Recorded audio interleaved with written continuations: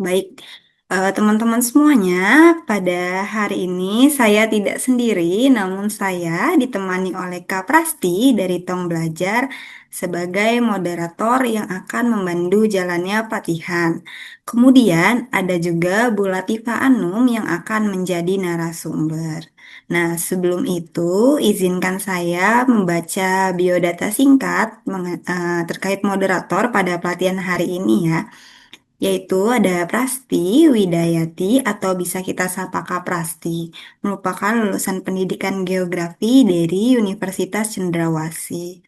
Ia saat ini aktif bekerja di Yayasan Konsultasi Independen Pemberdayaan Rakyat atau KIPRA, Papua sejak Mei 2019. Nah, tanpa berlama-lama lagi, langsung saja saya serahkan kepada Kak Prasti sebagai moderator. Waktu dan layar kami persilakan. Halo Kak Prasti. Ya, halo Kak Fahira. Terima kasih Kak atas waktunya. Assalamualaikum warahmatullahi wabarakatuh. Selamat siang dan salam sejahtera untuk kita semua. Yang saya hormati Ibu Latifah Anum Siregar sebagai narasumber kita hari ini, para peserta pelatihan dari berbagai daerah, dan seluruh panitia yang sudah mempersiapkan kegiatan ini, baik tim Lingkar Madani, Pena Bulu, dan juga Tong Belajar. Puji syukur kita panjatkan kehadirat Tuhan Yang Maha Esa, karena pada hari ini kita bisa berkumpul secara virtual dalam pelatihan langkah efektif dalam penyusunan laporan tahunan organisasi. Sebelumnya, perkenalkan, nama saya Prasti Widayati, saya dari Tong Belajar yang bertugas menjadi moderator pada sesi pelatihan hari ini. Nah, selanjutnya saya akan coba sapa dulu teman-teman yang sudah hadir di sini ya. Ini ada Junia dari Bentara Papua. Halo Kak Junia. Halo, mohon maaf saya tidak aktifkan kameranya ya, Iya, lagi tidak sementara apa-apa. kerja. Ya, Iya, baik. tidak apa-apa. Kak Junia, bolehkah kita dibantu untuk perkenalan singkat terkait mungkin isu apa yang dikerjakan di lembaga Kak Junia di Bentara Papua, dan juga sudah berapa lama Kak Junia bekerja di Bentara Papua, kemudian pernahkah membuat laporan tahunan? Mungkin bisa di-sharing itu Kak. Wah, iya, saya persilahkan Kak Junia. Oke, baik. Eh, Terima kasih. Izin sebelumnya, perkenalkan nama saya Junia Lukas, saya dari Bentara Papua. Untuk isu-isu yang ada di Bentara Papua yang dijalankan sama Bentara Papua itu ada pendampingan masyarakat adat, kemudian ada pengorganisasian masyarakat, lebih ke isu lingkungan, ada isu dari pesisir, dataran rendah sama dataran tinggi juga ada, pertanian berkelanjutan, dan beberapa hal lain. Untuk saya di Bentara Papua, mohon izin di sini ada pimpinan saya, ada manajer program, ada Ibu Yunes yang sementara juga bergabung. Saya bergabung di Bentara Papua kurang lebih baru mau 3 tahun, dan untuk membuat laporan tahunan baru mau penyesuaian di tahun ini bersama dengan Ibu Yunes. Terima kasih. Baik, terima kasih Kak Junia. Mungkin supaya langsung nyambung dari Bentara Papua, Kak Yunis mungkin bisa menyampaikan sharing terkait isu dan juga pernahkah membuat laporan tahunan. Silahkan Kak Yunis. Mohon maaf jaringan Iya, laptop saya lagi gangguan. iya. Ya, eh, ya perkenalkan saya Yunes Bonai. Saya di Bentara Papua sebagai manajer program. Ya, saya di Bentara Papua dari 2018. Ini kurang lebih sudah 6 tahun. untuk jabatan manajer program eh, sekitar 2 ke 3 tahun, saya lupa. Ya, karena sebelumnya kami juga sistemnya menyesuaikan. Jadi di Bentara Papua biasanya kami belajar dari manajer program sebelumnya dan mengikuti setiap arahan dari manajer program sebelumnya. Dan dalam proses pembuatan laporan biasa kami mengikuti ada orang-orang yang sudah ditunjuk untuk bisa mengikuti proses dari manajer program seperti itu. Sama seperti Junia, saat ini Junia memang dia staff dari media, tetapi uh, dari kami Bentara Papua melihat bahwa dia punya kemampuan uh, untuk bisa membantu dalam uh, pembuatan laporan, sehingga memang saya minta untuk Junia juga ikut dalam Zoom ini supaya kita belajar sama-sama seperti itu. Untuk berkaitan dengan laporan tahunan organisasi, saya juga dibantu oleh manajer keuangan dan itu sudah berlangsung kurang lebih tadi seperti yang saya sampaikan 2 sampai 3 tahun. Seperti itu. Terima kasih. Baik, Kak Yunes, mungkin ada satu lagi terkait dengan isu tadi yang sudah disampaikan Kak Junia. Mungkin Kak Yunes kan lebih lama ya dari Kak Junia. Mungkin sebelum Kak Junia masuk ada isu-isu lain yang sudah dikerjakan gitu. Ya. Kami dari Bentara Papua sebenarnya lebih fokus pada pengorganisasian untuk anak muda dan juga kelompok perempuan.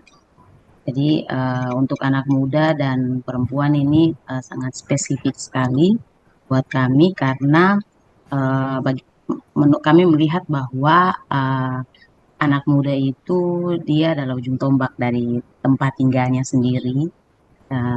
Jadi kami punya 3 site, itu seperti yang tadi sampaikan Junia, ada site Pegunungan Arfak itu dari pegunungan, terus di bagian tengah itu ada Sorong Selatan, dan bagian pesisir itu di Raja Ampat. Seperti itu. Selain itu juga tadi berkaitan dengan perlindungan hutan, laut, dan pertanian berkelanjutan. Seperti itu. Baik, terima kasih Kak Yunes untuk perkenalan singkatnya. Selanjutnya saya akan coba sapa dari Jayapura ini. Ada Anto. Mungkin Anto bisa perkenalkan, silahkan Anto dari Lekat. Halo, belum tersambung ya. Mungkin lanjut ke Ibu Rory. Halo Ibu Rory. Iya. Kak Prasti. Ya. Selamat siang Ibu Rory. Selamat siang. Iya, Ibu mungkin bisa perkenalkan singkat terkait dengan isu yang dikerjakan lembaga, kemudian sudah berapa lama di lembaga Lekat dan sudah pernahkah membuat laporan tahunan? Ya, Silakan. baik. Selamat siang semua, selamat siang teman-teman, selamat siang Bu Anum. Perkenalkan, nama saya Rory, saya dari Lekat, Lembaga Pengkajian dan Penguatan Kapasitas. Jabatan saat ini adalah sebagai program manajer dan di Lekat saya sudah 9 tahun. Sesuai dengan usia Lekat sendiri 9 tahun dan terkait dengan penulisan laporan tahunan, selama ini kami di Lekat belum secara rutin menyusun laporan tahunan. Lebih banyak laporan yang dibuat adalah laporan-laporan tahunan proyek, bukan laporan tahunan lembaga. Kalaupun ada laporan tahunan itu dalam bentuk laporan tahunan proyek, tapi bukan laporan tahunan keseluruhan lembaga. Mungkin begitu. Terima kasih. Waktu saya kembalikan Kak Prasti. Baik, terima kasih Bu Rory. Baik, Bapak Ibu dan teman-teman, sepertinya dari peserta baru itu dulu. saya akan lanjut untuk menyampaikan terkait tujuan pelatihan hari ini. Adapun pelatihan ini bertujuan untuk meningkatkan kemampuan peserta dalam menyusun laporan tahunan yang akuntabel, transparan, dan menarik dengan memuat komponen utama, narasi yang jelas, tampilan visual yang efektif, serta strategi komunikasi yang tepat untuk berbagai pemangku kepentingan. Baik, Bapak Ibu dan teman-teman, pelatihan ini akan berlangsung selama kurang lebih 2 jam sampai pukul 15.00 waktu Indonesia Timur dengan pembagian waktu 15 menit pembukaan dan pengantar yang sedang kita lalui bersama, kemudian 50 menit pemaparan materi, kemudian 25 menit sesi tanya jawab, dan 10 menit untuk refleksi dan penutupan. Namun ini bersifat fleksibel Bapak Ibu, dapat menyesuaikan ritme kelas yang berlangsung.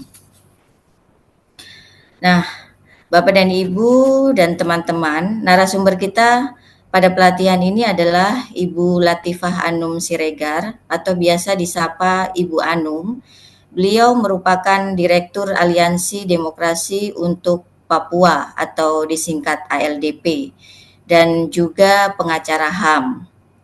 Ibu Anum memiliki pengalaman lebih dari 2 dekade dalam pendampingan, pendidikan demokrasi, penelitian, serta dokumentasi dan investigasi kasus-kasus HAM di tanah Papua. Luar biasa sekali ya. Saya akan sapa dulu. Halo Ibu Anum, selamat siang. Halo Kak Prasti, selamat siang semuanya. Iya, Ibu kabar hari ini bagaimana? Sehat ya? Alhamdulillah baik. Mudah-mudahan baik, sehat, mudah-mudahan semuanya demikian. Iya, alhamdulillah. Baik, Bapak Ibu dan teman-teman semua, mungkin tanpa berlama-lama, langsung saja saya serahkan ke Ibu Anum untuk memaparkan materi untuk pelatihan hari ini. Kepada Ibu Anum, saya persilahkan. Baik, terima kasih Kak Prasti, terima kasih tadi Fahira, terima kasih buat Pena Bulu, Lingkar Madani, Tong Belajar, tapi juga Kipra yang sudah memberi saya ruang untuk menyampaikan materi ini. Salam dan terima kasih juga buat peserta yang hadir, ada Junia, ada Kak Yunes, ada Ibu Rory, dan mudah-mudahan akan bertambah teman-teman kita. Saya tadi sudah kasih materi, mohon izin untuk di-share Kak Prasti materinya. Teman-teman, tadi saya sebelumnya memang saya menanyakan kepada panitia tentang background peserta dan juga tanya apakah teman-teman yang hadir ini biasa membuat laporan tahunan. Karena lebih banyak itu sudah banyak kerja, ya kan, banyak setiap agenda dibuat gitu. Tapi laporan tahunannya tuh susah untuk dibuat. Atau kadang-kadang dibuat, tapi seperti tadi yang Ibu Rory bilang, itu hanya untuk kebutuhan program gitu ya, artinya bukan laporan tahunan yang bisa kita review lengkap, kemudian kita publish, dan itu menjadi referensi dari banyak orang. Itu hampir itu jarang dilakukan. Padahal kita banyak bekerja seperti yang tadi saya sampaikan. Padahal itu penting supaya orang bisa melihat seperti apa pekerjaan kita, tapi juga bukan itu. Seperti apa kita meletakkan advokasi itu menjadi langkah panjang dari pekerjaan kita. Nah, materi saya sudah ada, tolong di-share Kak Prasti. Yang pertama itu kan sayang ya kita banyak kerja, tapi kemudian itu ya slide keduanya langsung. Tolong. Mengapa penting laporan tahunan itu? Tadi saya sampaikan bahwa itu menggambarkan kinerja organisasi dalam periode tertentu. Jadi kalau kita buat laporan tahunan, misalnya kita pakai 1 tahun ya, itu hampir setiap laporan itu kinerjanya dilihat 1 tahun. Meskipun misalnya ada agenda yang kita kerjakan itu 2 tahun, atau mungkin 3 tahun ya satu program. Tapi biasanya untuk mengukurnya atau untuk mendokumentasikannya dan mempublikasikan itu biasanya per tahun. Jadi itu pertama menggambarkan kinerja organisasi, apa yang sudah organisasi buat. Eh, ada pepatah bilang apa yang kita kerjakan harus kita tulis, apa yang kita tulis harus kita kerjakan. Nah, ini apa yang kita kerjakan, kita coba menulisnya gitu, supaya lebih banyak orang yang tahu. Saya ingin menyampaikan bahwa LDP itu lembaga yang isunya demokrasi dan HAM ya, demokrasi dan keadilan. Tagline-nya tuh demokrasi dan keadilan. Nah, LDP ini eh, syukur banyak karena kami secara konsisten membuat laporan tahunan. Tapi nanti saya jelaskan ada bentuk laporan tahunan seperti tadi juga sudah disampaikan oleh Ibu Rory. Ada yang hanya membuatnya untuk internal organisasi atau untuk kepentingan donor, tapi ada juga yang membuatnya untuk memberikan gambaran umum ke publik atau juga membuatnya dengan 3 model seperti itu. Nah, jadi penting pertama itu untuk kinerja organisasi. Kita sudah kerja, kita sudah buat, terus kenapa kita nggak menulisnya untuk orang belajar dari itu? Itu yang pertama. Karena itu dia akan menjadi sarana informasi. Jadi orang tahu, oh Bentara ini isunya isu tentang pesisir ya kan laut dan pesisir gitu kan. Nah, apa saja yang sudah dikerjakan di isu itu ya gitu. Jadi orang mencari itu. Tapi juga untuk Bentara misalnya, ya orang bisa mengadvokasi sebenarnya hak-hak masyarakat adat di pesisir itu harusnya apa saja. Apa yang tidak ada di dalam hukum Indonesia. Kebetulan ALDP itu mengadvokasi masyarakat di Papre yang ruangnya tanahnya dipakai untuk pelabuhan peti kemas. Mereka minta ganti rugi. Ini kita bicara kok ini isu Bentara ada miripnya seperti itu ya. Mereka minta ganti rugi terus nggak dikasih sama pemerintah.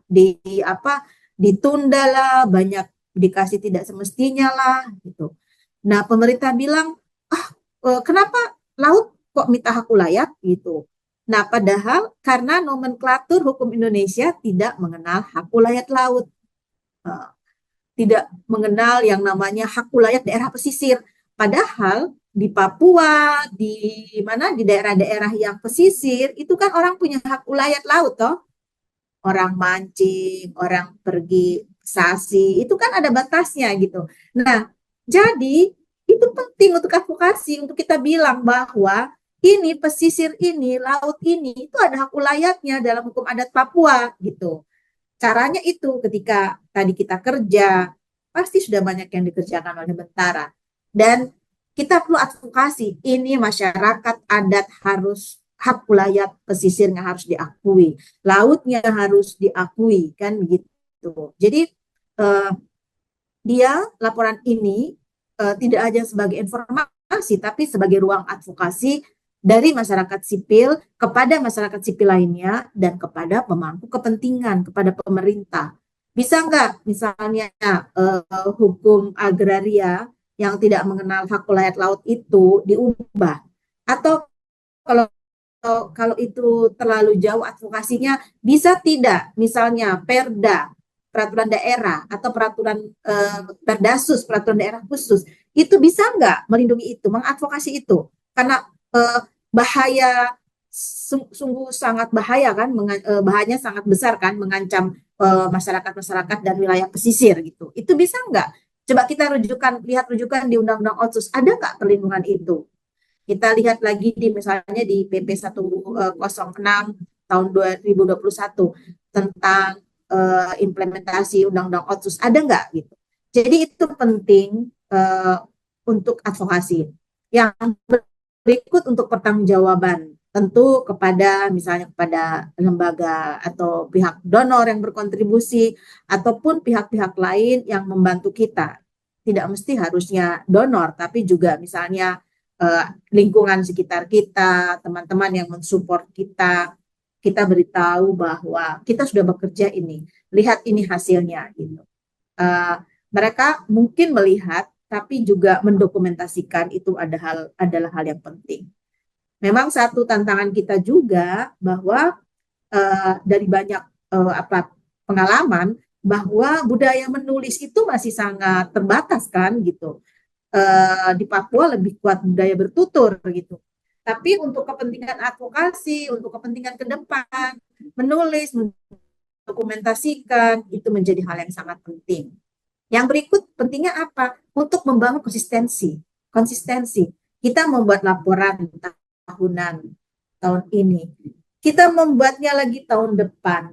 Kita membuatnya lagi tahun berikutnya. Nah, itu kita bisa menunjukkan konsistensi kita dalam membuat laporan, tapi juga bisa melihat, membaca, misalnya isi, perkembangan, dinamika, apakah itu maju, apakah itu mundur, bagaimana sikap pemerintah, bagaimana respon atau kontribusi dari masyarakat sipil, kita bisa membacanya karena kita menulisnya secara konsisten. Jadi kita tahu nih mana bagian yang bermasalah waktu itu, mana yang bisa ditangani, mana yang tidak bisa, karena kita punya dokumentasi yang konsisten untuk melihat satu isu. Misalnya juga lekat begitu, kita bisa melihat bagaimana sikap pemerintah, tata kelola pemerintah, kita bisa melihat dengan catatan-catatan kita yang ada. Dengan demikian, laporan itu juga menunjukkan kita mendapatkan rekognisi, mendapatkan pengakuan. Oh, kalau mau lihat laporan tentang penyelenggaraan pemerintahan atau tentang tata kelola pemerintahan, orang langsung bilang, oh kita cek di Lekat misalnya, atau kita cek di Kiprah misalnya. Orang langsung tahu referensi mana yang harus dituju. Atau ketika ada presentasi yang lain, ada orang menulis buku, orang menulis makalah, menulis jurnal, laporan kita dipakai, itu dikutip ya, berarti kita mendapatkan rekognisi kan dari laporan itu. Laporan kita dijadikan referensi.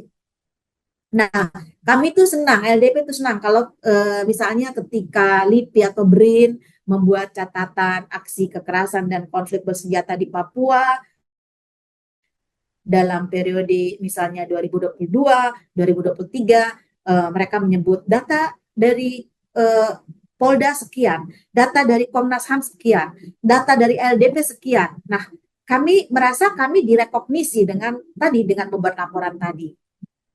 Berikutnya adalah kita merawat jaringan.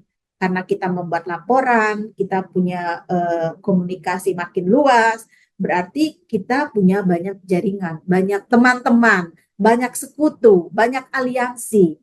Kalau kita banyak jaringan, maka tentu saja kita mendapatkan lebih banyak dukungan, kan gitu. Orang melihat bahwa, oh ternyata dia punya relasi dengan A, dia punya relasi dengan lembaga B, dia punya relasi dengan lembaga C, gitu, dengan banyak pihak, dan berarti dia mendapatkan dukungan dari banyak pihak. Jadi setidaknya ini ada 5 hal penting mengapa kita perlu membuat laporan tahunan. Nah, untuk siapa? Tadi saya sudah bilang bahwa yang pertama adalah untuk pembuat kebijakan. Karena sifatnya nggak hanya informasi sebenarnya, sifatnya juga advokasi kan. Nah, jadi buat pemerintah provinsi atau pemerintah pusat atau pemerintah kabupaten kota atau dinas-dinas. Jadi itu menjadi untuk membuat kebijakan dengan laporan kita, mereka akan melihat, oh laporannya Lekat seperti ini, laporannya Bentara seperti ini. Nah, bisa nggak kita misalnya kita berdiskusi dengan mereka atau kita minta data dari mereka, karena ini ternyata mereka yang lebih banyak serius untuk urus barang ini kan begitu. Jadi pembuat kebijakan yang berikut adalah tentu saja buat publik, buat masyarakat sipil. Jadi mereka punya banyak referensi, oh tidak jalan di dunia yang gelap ketika misalnya bicara soal pertanian, masyarakat adat, bicara tentang masyarakat pesisir, sudah punya referensi karena oh ternyata ada banyak laporan gitu. Karena kadang kan kita sulit ya misalnya kita membuat satu laporan, kemudian tentang situasi di Papua, katakanlah misalnya sulit tidak, misalnya kita mengecek tentang perlindungan masyarakat adat di wilayah pesisir. Apa namanya, kata Yunes atau Junia, mudah nggak mendapatkan referensi itu? Apa yang dilakukan oleh negara buat masyarakat pesisir dan pelindungannya? Mudah nggak referensi itu didapat? Kak Yunes, Untuk Yunes, mudah nggak? kalau kami memang tidak mudah kalau untuk kami ya Bu, karena Tidak mudah ya? iya, karena posisinya memang daerah dampingan kami itu jauh sekali juga dengan kabupaten dan untuk ini berkaitan informasi ya yang Ibu sampaikan untuk mudah atau tidak kami Iya, mendapatkannya.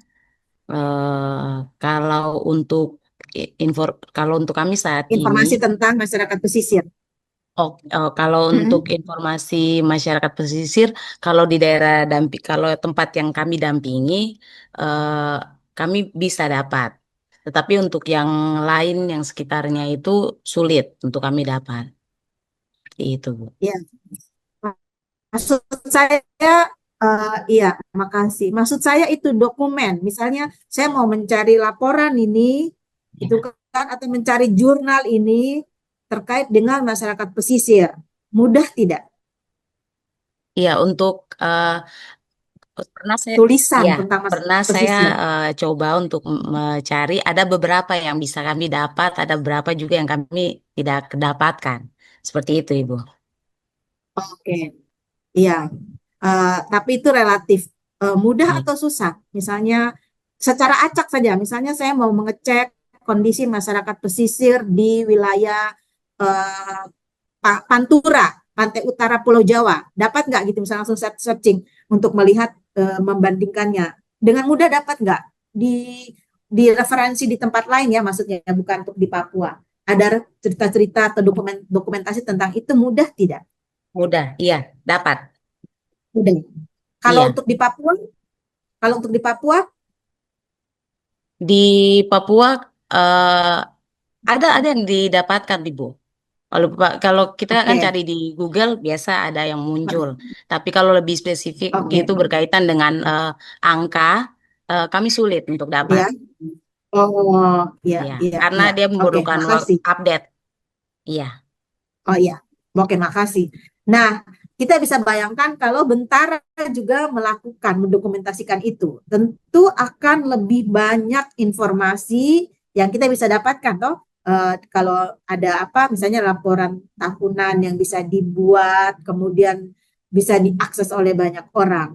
Itu maksud saya. Kita punya banyak gambaran kalau banyak teman-teman yang membuatnya. Kemudian tentu saja untuk donor yang memberi, yang mensupport secara finansial kepada kita, dan berikutnya adalah untuk internal organisasi.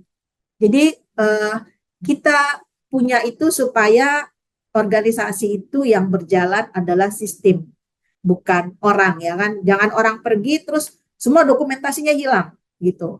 Tapi kalau sistem, siapa boleh datang, boleh pergi dalam organisasi itu, tapi kita punya dokumen tentang laporan. Oh, tahun 2022, 2021, 2020 gitu. Jadi dengan demikian bisa dilacak karena dokumentasi laporan tahunan itu ada. Kan daya ingat kita ini terbatas. Apalagi kalau orang sudah seumur, udah tua, kayak orang seumur saya gitu kan. Ini kan sudah nggak bisa di-upgrade di kepala gitu. Jadi kalau kita hanya mengandalkan apa namanya, ingatan, ya kalau macam kayak siapa nih, Junia, mungkin kapasitasnya masih banyak yang ini ya, masih bisa banyak yang ditampung di kepala kan.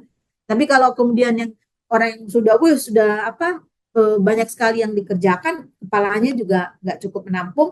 Nah, itu juga jadi soal. Karena itu di lembaga itu menjadi penting. Nah, catatan saya, beberapa organisasi membuat lebih dari satu laporan. Tadi Ibu Roris sebenarnya sudah menyebutnya kan, bahwa secara ini ya, secara apa, eksplisit tadi dikatakan kalau membuat laporan tahunan yang sifatnya umum tidak. Kira-kira begitu ya, Bu Rory ya. Benar, Bu Anum. Ya, tapi kalau laporan apa? Ya laporan donor pastilah ya. Kalau enggak kita kan bisa di blacklist lagi ya. Iya, benar. Iya. Jadi membuat laporan itu pasti setiap misalnya dengan support dari pihak ketiga, pihak lain, tapi orang jarang membuat laporan yang sifatnya umum. Nah, beberapa organisasi membuat lebih dari satu laporan atau memisahkan antara situasi pemenuhan HAM dan program tahunan secara detail dengan alasan tertentu, sehingga yang ditampilkan adalah output. Saya ingin jelaskan bagian ini. Pengalaman kami ya, LDP ya, kami itu membuat dua versi laporan. Yang satu adalah laporan situasi pemenuhan HAM. Jadi kita bicara soal konteksnya. Kalau LDP itu isunya adalah fokus pada isu sipil dan politik, berarti konteks lebih banyak adalah konteks sipil dan politik. Kalau konteksnya ada ekosop, tentu pintu masuknya yang kami pakai adalah subjeknya, masyarakat adat gitu. Jadi kita bicara isu, bicara subjek. Nah, LDP itu memuat laporan tahunan situasi pemenuhan HAM itu kami buat terpisah dengan program tahunan secara detail. Program tahunan secara detail itu isinya apa? Isinya adalah, oke, tahun ini atau 2 tahun ini LDP mendapatkan dukungan dana, melaksanakan program 1, 2, 3, kan begitu. Misalnya program Access to Justice gitu. Kemudian program itu targetnya apa? Kemudian juga dilakukan di mana, capaiannya seperti apa, biayanya berapa. Nah, itu laporan ini yang LDP sampaikan pada saat laporan tahunan dengan board, dengan badan pengurus DLDP. Itu kami rapat tahunan, itu kami sampaikan secara internal. Yang tadi pemenuhan HAM, situasi pemenuhan HAM, itu yang kami publikasi. Tapi di situasi pemenuhan HAM itu ada bagian dari laporan tahunan kami, laporan program tahunan detail. Tapi itu dia hanya dalam bentuk output. Misalnya kami menyampaikan hasil monitoring kami, bahwa di tahun 2024 itu ternyata ada 96 kasus aksi kekerasan dan konflik bersenjata. Itu kami masukkan di laporan pemenuhan HAM. Bahwa ada akumulasi dropping pasukan di Papua ada sekitar 12.000. Itu kami masukkan. Tetapi yang detailnya itu kami tidak masukkan. Apalagi isu sipol itu kan sensitif. Misalnya kalau LDP advokasi tapol, tahanan politik, tentu kami tidak memasukkannya secara detail ke pemenuhan HAM. Jadi LDP itu punya dua laporan, itu laporan tadi pemenuhan HAM dengan laporan yang secara detail itu. Nah, oke, ini strategi menyusun laporan. Pertama itu kita menetapkan judul seperti seperti tagline, seperti 2, 3 atau 4 kata yang menarik gitu. Dia meringkas apa yang mau kita tulis, dia pesannya kuat, tapi juga dia menarik gitu. Misalnya kalau orang bilang di Papua, orang bicara isu sumber daya alam, isu proyek strategis nasional. Kalau kita bilang eksploitasi, nah itu kan menarik gitu. Kalau kita bilang eksploitasi, itu menjadi menarik. Misalnya kalau kita bilang isunya isu sipol, kita pakai isu kriminalisasi atau kita pakai isu militarisasi, itu menjadi isu yang kuat gitu. Misalnya perlindungan masyarakat adat, tapi itu tidak cukup kuat kalau kita misalnya mencari bagian yang saya tadi pengabaian hak-hak masyarakat adat. Jadi isu itu atau pelemahan isu itu judul itu menjadi ringkas, kuat dan menarik. Kemudian itu adalah pesan dari isi laporan. Kalau LDP punya, nanti saya tunjukkan 2024 punya apa judul laporan itu kami pakai 3 hal. Apa eh, tahun politik karena kita bicara 2024, kemudian militerisasi dan ada satu lagi. Jadi kita pakai tiga tiga kata gitu. Oh, sentralisasi. Nah, pakai 3 kata yang kuat. Itu menjadi pesan utama dari isi laporan. Jadi kalau isi laporan tahunan itu digabung, itu 3 kata kuncinya. Jadi kalau apa namanya sekarang tergantung isunya apa. Teman-teman yang isu tentang perlindungan sumber daya alam, tentang masyarakat pesisir, atau tentang kebijakan tata kelola pemerintahan, nanti bisa itu apa bisa apa namanya mencari satu kata yang bisa menggambarkan semuanya. Itu tadi ya, merangkum isu prioritas. 2, menetapkan isu prioritas. Isu prioritas. Ini apa? Isu prioritas adalah isu-isu utama yang akan dibahas. Nanti saya jelaskan. Dan itu berkaitan dengan mandat program. Nah, jumlah isu prioritas itu 3 sampai 5. Karena kalau sudah makin banyak, udah tidak tahu mana yang prioritas sebenarnya. Jadi harus menetapkan itu. Nanti saya beri contoh apa ya yang ada di LDP. Nah, isu prioritas itu kemudian di breakdown per isu prioritas. Jadi ada isu prioritas, kemudian ada breakdown terhadap isu prioritas. Nah, pada saat kita membreakdown isu prioritas, kita identifikasi semua pihak yang signifikan.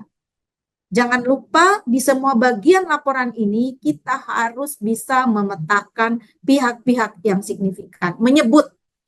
Jadi kalau kita bilang masyarakat pesisir, kita harus bilang misalnya nelayan, itu kelompok signifikan.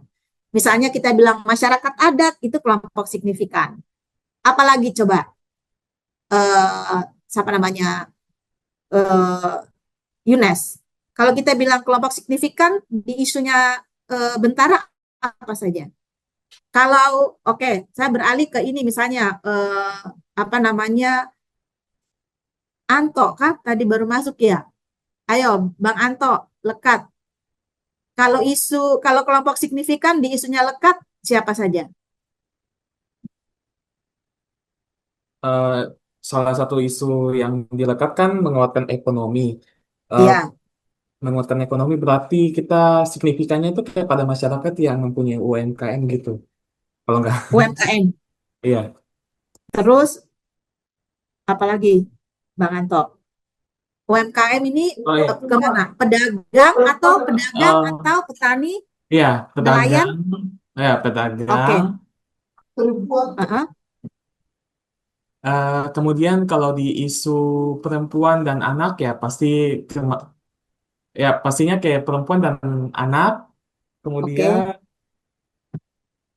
eh yes, sama yang tadi yang eh ekonomi tadi tuh tambah lagi sama bungkam.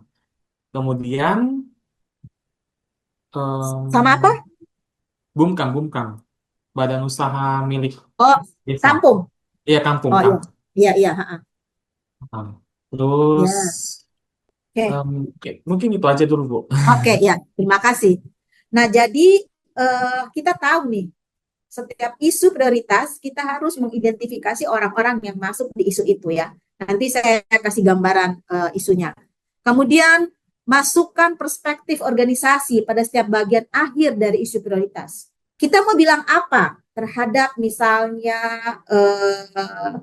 apa namanya badan usaha kampung menurut kacamata Lekat, ya kan? Kita mau bilang itu kurang ini, kurang pendampingannya sudah ada tapi nggak jalan, atau misalnya capacity buildingnya buat orang di badan usaha kampung perlu ditingkatkan. Menurut kami ini masih hanya buang-buang uang kayak gitu. Jadi kita meletakkan perspektif kita pada bagian akhir setiap isu. Ini saya kayaknya beri contoh kalau Nah, ini contoh untuk isu utama ya. Kalau ini saya pakai contohnya LDP. Yang warna merah itu isu-isu utama, isu prioritas. LDP misalnya bicara tentang, ini karena kami bicara tentang sipil politik, jadi ada tata kelola pemerintahan, Jadi isu prioritas pertama, misalnya ketika LDP bicara tata kelola pemerintahan, itu isu prioritasnya. Di sini ada 3 itu, kelihatan kan? Kemudian breakdown di tata kelola pemerintahan itu apa saja yang menjadi soal? 1, penyelenggaraan otsus. Nah, kita cerita penyelenggaraan otsus, apa namanya, misalnya uangnya banyak, tapi IPM-nya paling rendah. Kemudian IPM itu paling rendah terjadi di masyarakat yang homogen. Masyarakat homogen itu adalah orang asli Papua seluruhnya, kan gitu. Kita meletakkan itu. Otsus itu bicara tentang hak-hak dasar, pendidikan, kesehatan, ekonomi, tapi ternyata ekonomi masyarakat orang asli Papua menjadi sangat rendah, tidak mampu mengakses pasar, tidak punya modal. Nah, kita bicara soal itu. Kemudian pilkada, karena tahun lalu ada pilkada nih, laporannya LDP misalnya. Jadi kami cerita tentang bagaimana praktek pilkada. Kemudian bicara tentang pemekaran, tentang DOB gitu. Kemudian ada juga ternyata di tata kelola pemerintahan di daerah-daerah otonomi baru itu ada masalah tentang seleksi ASN, ada masalah tentang pelayanan publik. Nah, ini kita bisa breakdown dia. Jadi kalau misalnya eh, lekat. Misalnya isu prioritasnya ini yang paling rame kan UMKM ya, Ya, iya kan? penguatan ekonomi. Iya, penguatan Nah, ekonomi. ya gitu. Misalnya kalau kita mau sandingkan ini UMK implementasi atau tantangan UMKM dan apa namanya Badan Usaha Kampung itu, gitu misalnya satu isu prioritas. Nanti Anto, kita bisa breakdown dia misalnya masih lemah dukungan pemerintah ternyata kan. Nah, itu di misalnya kita masukkan di apa namanya prioritasnya, apa namanya breakdown prioritas. Kemudian misalnya kita mau bilang bahwa ternyata regulasi atau perlindungan hukumnya itu sangat lemah atau harus dibantu dengan misalnya aturan-aturan di tingkat Perda gitu. Kita juga bisa meletakkan misalnya apa namanya keterbatasan akses dari dua lembaga ini gitu. Nah, kemudian isu prioritas yang kedua, misalnya kita mau tulis tentang perlindungan perempuan dan anak. Itu kan dikerjakan lekat juga kan? Nah, eh, kita di isu keduanya, isu prioritas keduanya adalah perlindungan perempuan dan anak. Breakdown isunya, kita bisa bilang bahwa tingginya kasus kekerasan terhadap perempuan dan anak. Kita breakdown di sub prioritas isu.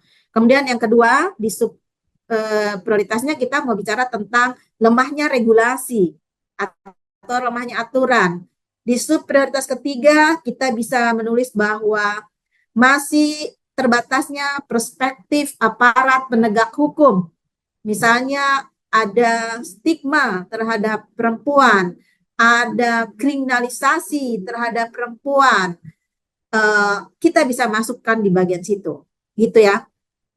Seperti juga misalnya isu prioritas yang ketiga apa yang mau ditaruh. Jadi isu prioritas ini adalah menggambarkan konteks dari tahunan yang kita buat, tahun yang kita lalui, tapi juga di situ program yang kita buat. Kan waktu kita buat program kan kita nggak lepas dari konteks toh.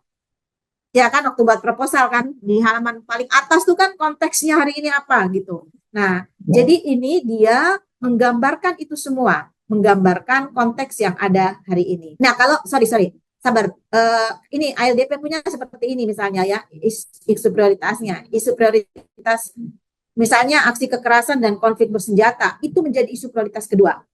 Kami bisa sampaikan, ada data kekerasan ini yang dirilis oleh Komnas HAM Papua, Komnas HAM RI, tapi LDP juga punya data internal. Nah, itu kita masukkan di sub prioritas isu.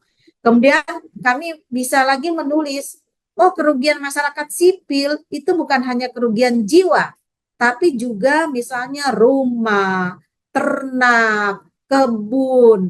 Kita bisa menyebut beberapa tempat. Kemudian dari isu ini kami juga bisa menulis tentang banyaknya pengungsi, data pengungsi, kebutuhan pengungsi, kita bisa uraikan ini. Sama dengan misalnya isu prioritas yang ketiga, penyelesaian pelanggaran HAM berat di Papua. Ada yang bilang pakai pengadilan HAM, ada yang bilang pakai Komisi Kebenaran dan Rekonsiliasi. Kita bisa sampaikan pengadilan HAM itu seperti ini kondisinya, Komisi Kebenaran dan Rekonsiliasi itu seperti ini, tim penyelesaian pelanggaran HAM itu seperti ini. Jadi ini mengabdi pada isu yang kita taruh, bagaimana penyelesaian HAM berat di tanah Papua. Nah, ini poin 5, intervensi organisasi terkait isu prioritas. Inilah apa yang kita kerjakan terkait dengan tadi isu-isu prioritas yang ada, konteks yang ada, apa yang dikerjakan oleh Lekat, apa yang dikerjakan oleh Bentara, apa yang dikerjakan oleh misalnya Lingkar Madani, apa yang dikerjakan oleh Kipra gitu. Ini. Jadi tadi saya bilang bahwa LDP tidak menulis secara lengkap, tapi menulis output dari apa yang sudah kami kerjakan. Kami sudah punya data tentang aksi kekerasan dan konflik bersenjata. Ini datanya kami tunjukkan. Kami punya data tentang dropping pasukan di Papua. Ini datanya kami tunjukkan. Kami punya data tentang transaksi senjata dan amunisi ilegal di Papua. Ini kami tunjukkan di matriksnya. Gitu. Jadi hasil itu kami tunjukkan. Dan misalnya dampak dari program itu. Tentu teman-teman punya alat ukur sendiri. Bagaimana program itu sudah memberi dampak kepada komunitas atau kepada penerima manfaat. Nah, bagian berikut dari laporan itu adalah kita mau tulis tantangan, faktor-faktor yang membuat penyelesaian masalah atau pelaksanaan program menjadi rumit dan kemungkinan yang akan terjadi di masa yang akan datang. Jadi kita bisa mengatakan bahwa isu-isu yang dilaksanakan, program-program yang dilaksanakan itu ada tantangan-tantangannya. Dan bisa saja tantangan itu akan muncul di masa yang akan datang. Jadi bisa saja misalnya LDP bilang begini, wah ini aksi kekerasan terus meningkat di Papua, konflik bersenjata terus meningkat di Papua. Tahun 2024 ada 96 datanya LDP. Kemudian itu kurang lebih sama dengan datanya Komnas HAM. Komnas HAM sekitar 80-an tindak kekerasan dan konflik bersenjata. Terus di tantangannya LDP mengatakan begini, 2025 nggak mungkin itu barang langsung selesai. Nggak mungkin dari 90 kasus itu menurun menjadi misalnya 50% langsung. Nggak mungkin. Gitu. Kenapa nggak mungkin? Ya karena ada dropping pasukan terus-menerus. Ada kelompok perlawanan yang terus-menerus ada di banyak tempat. Jadi kayaknya sulit untuk langsung dihentikan pada misalnya tahun depan. Gitu. Jadi kita bisa forecast, kita bisa membayangkan, mengasumsikan, meramalkan bahwa tahun depan itu situasinya akan kurang lebih sama. Atau kita mau bilang bahwa akan ada jeda kemanusiaan atau akan ada dialog. Wah, kayaknya tahun depan nih belum bisa ini karena misalnya tidak ada kebijakan, tidak ada review kebijakan keamanan di Papua. Jadi itu berpotensi akan terus meningkat di tahun depan. Jadi kita tidak hanya bicara soal kesulitan kita saat menjalankan program di tahun berjalan atau tahun lalu, tapi kita bisa juga menggambarkan bahwa situasi ini akan menjadi tetap sulit di tahun depan karena alasan A, B, C, dan D. Gitu. Rekomendasi, apa yang kita mau tulis di rekomendasi? Rekomendasi adalah perbaikan yang harus dilakukan. Kita membuat rekomendasi ini tidak seperti membuat daftar belanja ke pasar. Mau beli cabai, mau beli bawang, mau beli tomat, tidak begitu. Kita harus merekomendasikan itu yang ideal adalah pertama kita mau bilang kebijakan apa yang berubah. Kita mau bilang apa? Apa namanya, tarik atau cabut kebijakan tentang PSN di tanah Papua, atau kita mau bilang harus ada review kebijakan tentang hak masyarakat adat, karena ternyata bukan hanya apa namanya, hak atas tanah, tapi hak atas laut juga itu perlu. Jadi ada rekomendasi kebijakan, ada rekomendasi juga terkait kelembagaan. Kita mau bilang bahwa lembaga ini ada tetapi tidak efektif. Atau kita mau katakan bahwa lembaga yang ada ini seharusnya melakukan ini. Tidak cukup dengan misalnya bagaimana misalnya pembinaan UMKM. Ternyata tidak cukup dengan model seperti ini. Harus pembinaan UMKM itu siapa yang bina kalau lembaga pemerintahnya? Bang Anto, ekonomi ya, Dinas Perekonomian kah? Dan Koperasi. Perindakop. Kita mau bilang Perindakop toh. Nah, kita mau bilang Perindakop itu tidak cukup bikin begini, harusnya tuh begini. Jadi kita merujuk pada, meminta pada perubahan pada kelembagaan, tapi juga perilaku. Wah, ini ternyata kepala dinas ini tuh begini, ternyata prakteknya tuh harus begini, harus kasih uang kecil berapa uang besar, kan gitu katanya kalau urusan APBN di Jakarta. Jadi perilaku ini nggak boleh gitu, perilaku ini harus dihentikan gitu. Tapi juga jangan lupa kita minta partisipasi masyarakat. Masyarakat ini sangat plural. Masyarakat ini banyak yang sudah dilemahkan, tapi juga dieksploitasi, tapi juga dipakai, dan ini nggak bisa kita tinggalkan. Tidak bisa kemudian kita menyudutkan atau memandang mereka negatif, tapi kita minta partisipasinya. Kita minta bahwa masyarakat itu harus buat begini, masyarakat harus kawal, masyarakat harus meningkatkan kapasitasnya juga. Jadi rekomendasi itu harus menyisir kebijakan, kelembagaan, perilaku, dan juga partisipasi. Itu intinya. Yang ini jangan diabaikan, oke? Satu, kita harus tetap memuat aspek negara dan warga negara. Karena kalau dalam konteks HAM ya, Undang-Undang HAM Indonesia itu bilang, negara memiliki tanggung jawab utama untuk pemenuhan, penegakan, dan perlindungan. Pemenuhan itu apa? Ya, kalau ada aturan, kalau ada hal yang harus diatur tapi belum diatur, berarti itu harus ada undang-undang. Pemenuhan. Kemudian penegakan. Kalau ada aturan, aturannya harus ditegakkan. Kemudian perlindungan, korban, orang yang dilemahkan, orang yang diabaikan, itu harus dilindungi oleh negara. Jadi negara memiliki tanggung jawab utama untuk perlindungan, penegakan, dan pemenuhan HAM. Makanya dalam konteks HAM itu, kalau ada masalah yang harus ditanya dulu pertanggungjawaban negara, kita tidak boleh saling menyalahkan. Misalnya kalau ada konflik, ada aksi kekerasan, ada kemudian amuk massa, yang kita tanya dulu, loh ini mana aparat keamanan?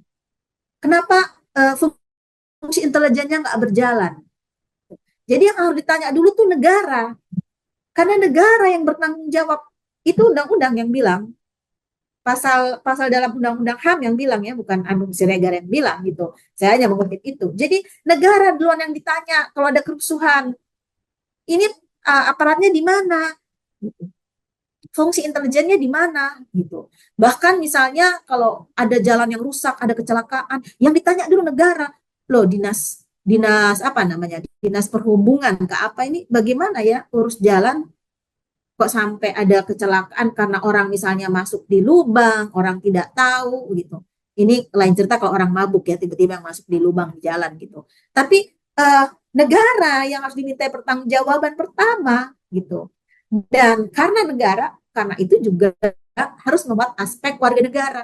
Kita punya hak, kita punya tanggung jawab. Jadi laporan itu tergambar utuh, bisa digunakan kalau dia membuat dua aspek ini.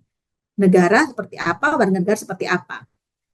Bagaimana perlindungan negara terhadap masyarakat pesisir, bagaimana perlindungan negara terhadap petani, pedagang, UMKM, BUM, Badan Usaha Desa, Kampung, itu yang ditanya. tapi bagaimana respon negara, bagaimana pedagang, bagaimana petani, bagaimana masyarakat adat, mereka lemah, ya memang dilemahkan gitu. Mereka harus dibangun, harus dibuat kapasitasnya meningkat gitu supaya mereka bisa memperjuangkan hak-haknya. Jadi dua aspek itu. Terus pemetaan para pihak. Para pihak itu harus dipeta. Tadi teman-teman sudah menyebutkan dengan jelas ya, kalau lekat tahu pihak signifikannya di program lekat itu apa, itu semua harus diintegrasikan dalam laporan. Terus gunakan regulasi. Kalau ada aturan, gunakan. Karena apa? Karena biasa kalau kita sudah konsisten membuat laporan kita itu seperti bisa bisa dipakai untuk jurnal, bisa dipakai untuk orang membuat tesis, bisa dipakai untuk orang membuat disertasi. Karena kita misalnya pakai standar itu, kita menyebut regulasi. Kita punya data primer, kita turun lapangan, kita bilang tadi seperti Yunes bilang, masyarakat pesisir yang letaknya agak jauh, situasinya begini, punya data primer karena turun lapangan. Ingat, data primer itu data kita yang tidak bisa terbantahkan. Jadi orang mau bilang seperti apapun, kalau kita punya data, kita turun lapangan, itu data yang tidak terbantahkan. Gitu. Kita tidak usah takut dengan siapapun kalau kita punya data primer. Makanya LDP itu bikin laporan tahun 2022 itu perdagangan senjata dan amunisi ilegal di tanah Papua. Itu kami mendata berapa banyak transaksi senjata dari luar Papua, luar Indonesia, dan berapa banyak transaksi yang dilakukan oleh aparat TNI dan Polri. Itu jelas. Menyebut aparat, nama, jelas. Kasusnya jelas. Kami punya data primer. Jadi kalau polisi, tentara mau komplain, silahkan, kita bisa berdebat data gitu. Misalnya ada satu polisi, dia dari anti teror itu di Kelapa 2 Jakarta itu yang terkenal Densus 88, dia 9 kali ke Papua, dia bawa senjata sebanyak 13 kali ke-13 baru ketahuan. Kami punya data lengkap tentang dia. Dia padahal anggota Densus 88 anti teror, tapi dia yang disuruh transaksi senjata. Ada juga aparat di Timika yang kerjanya jual peluru. Minta ke teman 100, 200, lama-lama dia bisa jual 1000, 2000 butir peluru. Kalau harganya di lapangan tembak harganya 10.000, tapi kalau peluru itu ditransaksikan bisa sampai 250.000 per butir, dan bahkan di saat-saat sulit bisa sampai 500.000 per butir. Itu ada datanya. Nah, jadi kita punya data primer. Ayo silakan aja lawan. Kalau punya data primer, siapa yang mau lawan kan gitu. Nah, jadi data primer itu penting, dan itu membuat kita berbeda dari yang lain, membuat kita mendapatkan rekognisi, membuat laporan kita menjadi rujukan karena kita punya data primer. Nah, teman-teman boleh bacalah di banyak berita itu ya tentang laporan LDP tentang transaksi senjata dan amunisi. Itu keluarnya 1 Juli 2022. Jadi waktu kami launching itu bahkan lebih banyak berita tentang itu di media daripada berita HUT Bayangkara 1 Juni. Nah, kami punya data primer itu sehingga kami nggak takut ya. Saya ingat beberapa hari sebelum kami launching, dari pihak Kodam bilang datang dan menelpon, kemudian tanya, boleh nggak kami lihat laporannya? Kami bilang, kami belum bisa kasih kalau belum di launching. Tapi kalau resumenya bisa nggak? Kami bilang, nih banyak laporannya. Terus dia bilang, kalau resumenya bisa nggak? Nggak bisa juga. Tunggu saja hasil di launching. Terus dia bilang, bisa dipertanggungjawabkan. Awas loh, kalau kalau nggak benar, nanti kami komplain. Kami bilang, oh ya nanti Pak, kami launching, Bapak baca, kalau nggak benar silahkan komplain kami. Itu. Ya, oknum TNI transaksi 2.000, 3.000, 4.000 amunisi, kasusnya berulang kali, itu semua ada lengkap, nama dan data dan semuanya. Itu data primer dan nggak dikomplain. Nah, tapi kita juga kalau mengambil data sekunder, yaitu misalnya kita liput, kita quote ya, kita ambil dari media, misalnya dari media online, misalnya kita ambil dari buku, misalnya ambil dari tesis, dari jurnal, dari laporan-laporan lembaga lain. Jangan lupa menyebut sumber data. Jangan lupa taruh misalnya di footnote, di catatan kaki, ini data dari LSM ini data dari media ini gitu. Nah, itu etikanya harus begitu karena kita bisa kena serang ya, karena dianggap bahwa kita plagiat, kita mengambil data tanpa menyebut sumber, dan itu benar-benar bukan laporan yang patut untuk ditiru. Itu bisa malah kena serang. Nah, berikut adalah pahami konteks, bahasa baku, dan standar. Konteks itu kalau kita bicara masyarakat pesisir, kita tahu konteksnya masyarakat pesisir di Papua seperti apa.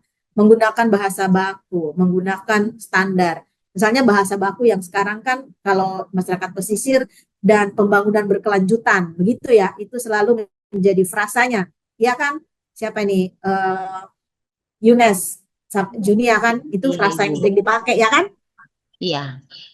Ya betul itu. Jadi itu gitu misalnya dipakai, itu yang yang selalu dipakai. Jadi dengan itu kita langsung sudah tahu. Oh, berarti ini mereka memang ahli lembaganya. Memang mereka fokus di bidang itu. Mereka tahu konten, mereka tahu bahasa-bahasa baku standar yang ada di misalnya di advokasi masyarakat pesisir, misalnya juga di advokasi untuk misalnya perekonomian, pakai bahasa-bahasa standar, misalnya ekonomi kerakyatan, itu kan bahasa yang standar kan, yang dengan pesan yang kuat. Jadi orang sudah tahu. Terus tentukan jumlah halaman. Ini kayaknya sederhana, tapi sebenarnya kalau kita mau konsisten, kita kita misalnya membuat halamannya 5. 5 itu kayaknya sedikit ya kalau laporan tahunan. Misalnya 10 sampai 15. Tapi tahun ini kita buat 10. Kalau tahun depan kita mau buat 15, apa nggak kebanyakan ya? Misalnya kita pakai standar 12 gitu. Jadi kita konsisten di halaman itu. Ingat bahwa laporan tahunan ini bentuknya narasi itu sangat penting. Bahwa kita nanti mau buat grafis, mau buat infografis, mau buat matriks, tapi ingat laporan tahunan yang bentuknya narasi ini menjadi penting. Karena ketika nanti ditinggalkan, orang baca, siapapun ingin dapat, orang punya alur yang sama. Kalau grafis kan, kalau nggak ada yang jelaskan kan, kita kalau nggak dijelaskan kita nggak tahu kan, ya cuma membaca data. Tapi kalau dia menjadi sebuah narasi, orang itu punya pemahaman yang sama, punya bacaan yang lebih sama gitu. Jadi laporan tahunan di mana-mana itu narasi, mau 10 atau 12 atau 15 halaman. Jangan kebanyakan, karena kalau kebanyakan apalagi orang nanti suka merasa bahwa ini seperti hasil penelitian atau seperti tesis bahkan ya. Tapi sekitar itu halamannya dan konsisten saja setiap tahun. Jadi kalau tiba-tiba tahun lalu 10, sekarang kita mau bikin 15, kayaknya kebanyakan ya. Jadi kita coba padatkan lagi. 10, 10 halaman nggak bisa ya. Kayaknya 12 lah. Oke, kita bikin 12. Seperti kita membuat policy brief kan. Policy brief itu kan idealnya 4 atau 5 halaman. Jadi kalau kita memasukkan data dan macam-macam, buat saja di catatan kaki. Atau sekarang itu misalnya kita buat untuk bisa diakses linknya. Tapi kita buat saja 4-5 halaman. Namanya policy brief, policy paper. Itu kan misalnya kalau kita bisa buat 2 halaman, itu lebih bagus. Karena dia punya kebutuhan itu beda kalau policy paper. Itu kan untuk dikasih langsung kepada pengambil kebijakan, dia baca cepat gitu. Dia nggak mungkin baca 4-5 halaman atau bahkan 15 halaman gitu. Nah, tapi ini penting untuk laporan tahunan. Kita buat narasi itu menjadi dokumen yang panjang. Kemudian kalau mau tampilannya menarik, baru kita tambahkan foto, infografis, atau matriks gitu. Ini contoh saja ya, bagaimana LDP membuat laporan tahunan tahun 2000 itu kami pakai tiga bahasa, tiga kata, empat sih sebenarnya. Tahun politik itu satu, sentralisasi dan militerisasi.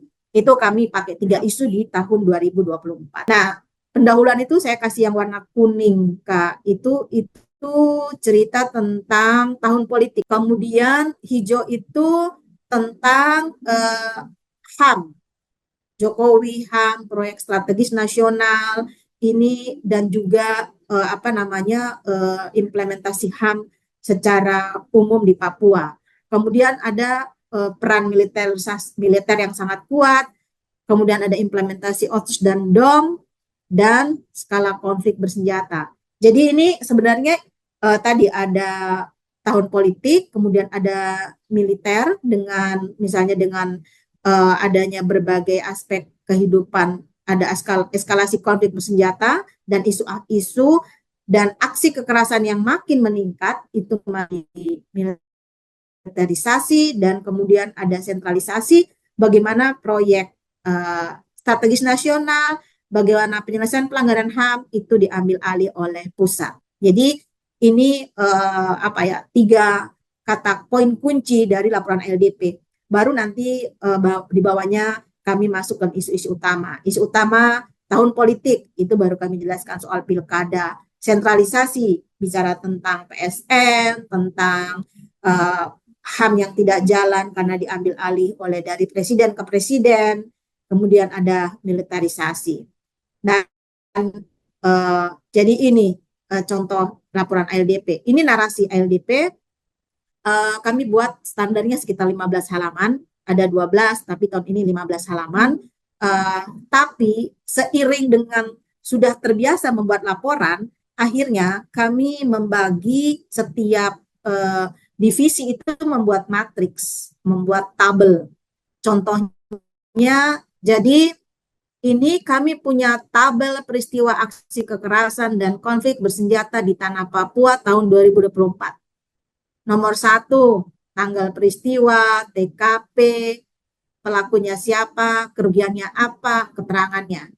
Kalau pelakunya belum jelas siapa, kita mengambil dua sumber. Misalnya, media CNN mengatakan bahwa berdasarkan Panglima TNI, dia adalah mata-mata atau TPN. Tapi kemudian juru bicara TPN diliput oleh Kompas mengatakan bahwa orang itu masyarakat sipil. Kita masukkan di keterangan itu. Jadi kita mengambilnya cover both side. Ya. Nah, tabel seperti ini, teman-teman bisa bayangkan, ini ada 96 kasus di tahun 2024. Jadi kami buat matriks seperti ini. Dan matriks yang terakhir, kayaknya ada lagi matriks. Ini ada lanjutannya panjang. Lihat ada kutipannya di bawah ya, yang kami kutip, kami tulis. Slide terakhir, Mbak Rasti. Ada ya? Udah selesai? Oke, sorry ya, sudah selesai. Oke, teman-teman. Jadi, tadi saya bilang LDP itu buat narasinya 15 halaman, tapi totalnya, ya, tabel matriks peristiwa ini ada 96 kasus, kemudian tabel tentang perdagangan senjata dan amunisi, kemudian ada tabel pendropingan pasukan di Papua. Jadi kita tuh cek, misalnya Januari dikirim 1 batalion, jumlahnya 450 orang dari Siliwangi, terus ditujukan kemana? Oh, ke Maibrat, atau ditujukan kemana? Ditujukan ke Yahukimo, atau ditujukan kemana? Jadi itu kami punya tabel. Nah, tabel-tabel seperti ini jangan dipikir kerjakannya pada saat Desember akhir tahun. Tidak. Itu sepanjang kita tahun ini kita mulai isi. Nah, misalnya Lekat, kan ada pendampingan perempuan dan anak kan. Lekat bikin tabel kayak begini. Kasus perempuan dan anak atau kasus perempuan di mana, tanggal berapa, siapa pelakunya gitu. Terus berikutnya. Nanti akhir tahun Lekat itu punya data monitoring. Lekat itu punya data kasus perempuan dan anak dengan cara membuat tabel seperti ini. Tapi jangan dipaksa. Kalau belum belum fokusnya membuat narasi yang misalnya 10 atau ya mulai dengan misalnya 7 atau 10 halaman, buat saja dulu. Mungkin kalau nggak bisa ya tahun-tahun berikutnya. LDP itu terbantu karena ada mahasiswa magang setiap tahun di LDP, ada dari 2. Jadi kalau mahasiswanya cuma 1 bulan sudah selesai, dia baru mengerjakan dari Januari sampai April, mahasiswa magang berikutnya kita kasih ini, tolong diisi. Nah, setelah mereka selesai, misalnya November sudah tidak ada mahasiswa magang, baru penanggung jawab ambil. Penanggung jawab ambil, baru isi, tapi juga cek kembali dari Januari, apa yang terlewatkan. Mungkin ada data yang belum masuk ini. Caranya lebih gampang, buka Google, panggil per bulan. Jadi buka misalnya kasus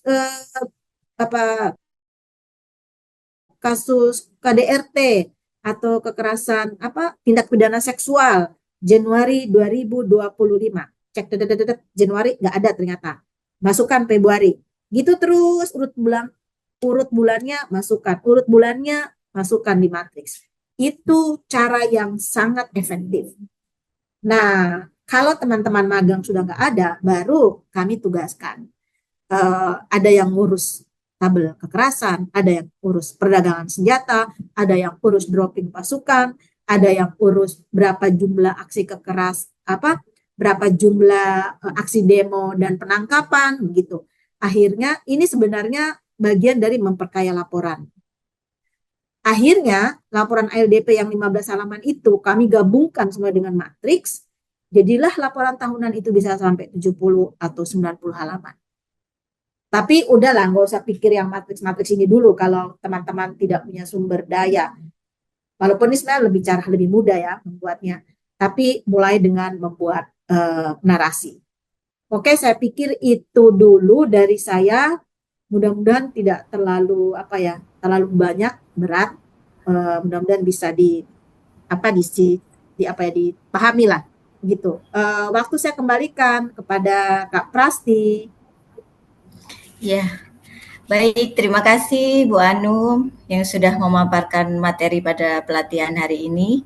Materinya luar biasa dan sangat bermanfaat bagi kita semua ya, teman-teman. Tadi ada pentingnya membuat laporan tahunan, kemudian untuk siapa laporan tahunan ini dibuat. Selanjutnya juga ada strategi penyusunan laporan tahunan dan juga hal-hal yang jangan diabaikan dalam penulisan laporan tahunan. Kemudian ada juga contoh-contoh laporan yang dibuat oleh ALDP. Nah, untuk kita yang ingin membaca atau melihat laporan-laporan dari ALDP, nanti bisa dilihat dari website ya Bu, dari websitenya ALDP kah? Iya, Bu Anum tadi sempat menyampaikan untuk kalau kita mau baca laporannya ALDP bisa dilihat di websitenya ALDP atau di mana Bu ya? Websitenya lagi di hacker. Saya kirim dulu ya. Saya kirim laporan LDP 2024. Oh ya, boleh. Baik, teman-teman. Nanti Mbak Sipe masukkan di ini ya. Iya, nanti saya share ke teman-teman yang ingin membaca contoh-contoh laporan dari ALDP. Selanjutnya, sebelum kita masuk di sesi tanya jawab, kita akan sesi dokumentasi dulu teman-teman. Yang teman-teman silakan untuk menyalakan untuk on cam. Untuk sesi dokumentasi ini saya serahkan ke Kak Fahira. Silakan Kak Fahira. Oke, baik, terima kasih Kak Prasti. Teman-teman mungkin boleh dibantu nyalakan kameranya, silakan. Oke. Oke, aku hitung 1 sampai 3 ya teman-teman. 1, 2, 3. Sekali lagi mungkin boleh gaya andalannya. 1, 2, 3. Baik, terima kasih banyak. Teman-teman, aku serahkan ke Kak Prasti. Baik, terima kasih Kak Fahira sudah mendokumentasikan kegiatan kita pada hari ini. Selanjutnya, kita masih ada waktu 20 menit untuk sesi tanya jawab ya.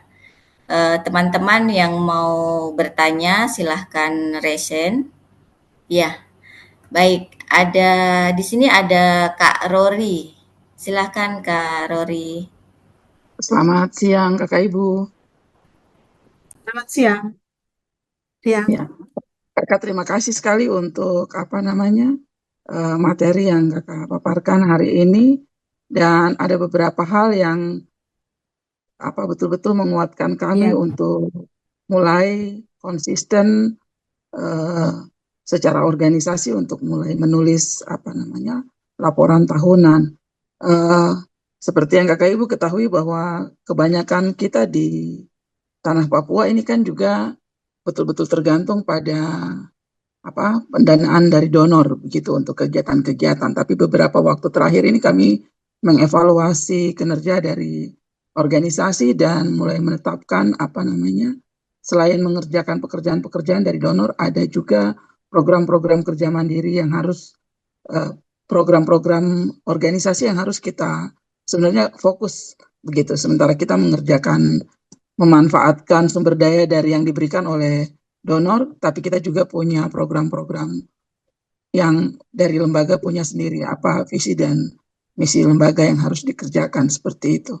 Nah, salah satunya misalnya Plekat itu salah satu isu prioritasnya adalah tadi sudah disebutkan bahwa perempuan dan anak.